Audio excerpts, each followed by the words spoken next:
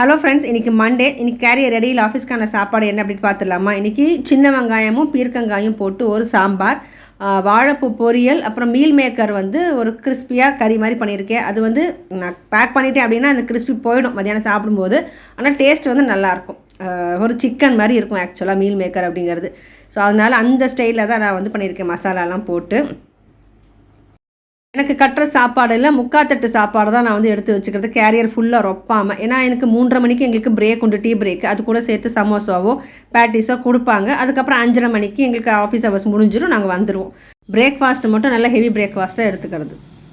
நாளைக்கு மாமியார் ஊருக்கு கிளம்புறாங்க. நாளையிலேருந்து எனக்கு மட்டும்தான் கேரியர் கட்டணும். அங்கே போர் அடிச்சதுன்னா நான் இங்கே வருவேன் திரும்பவும் அப்படின்னு இருக்காங்க.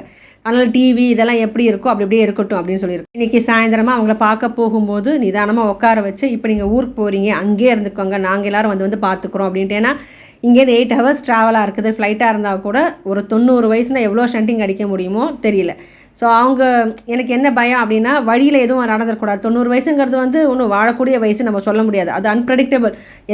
ஒவ்வொரு நாளுமே எக்ஸ்ட்ரா போனஸ் லைஃபாக தான் ஓடிட்டுருக்கும். அப்படி இருக்கும்போது ஃப்ளைட்டில் ஏதாவது ஆயிடுச்சு அப்படின்னா என்ன பண்ணுறது? அதனாலேயே அந்த ஒரு பயம் எனக்கு இருக்குது, உண்மையை சொல்லப்போனால். அதனால் நான் வேண்டாம், அங்கேயே இருங்க, நாங்கள் பார்த்துக்குறோன்னு அட்லீஸ்ட் கேர்டேக்கராக நாங்கள் போட்டு அப்பாயின்ட் பண்ணி பார்த்துக்குறோம் அப்படின்னு தான் நான் சொல்ல போகிறேன். இன்றைக்கி போய்ட்டு எப்படி உங்களுக்கு பிடிச்சிருக்குன்னு நினைக்கிறேன். பிடிச்சிருந்தா ப்ளீஸ் லைக் அண்ட் சப்ஸ்கிரைப்.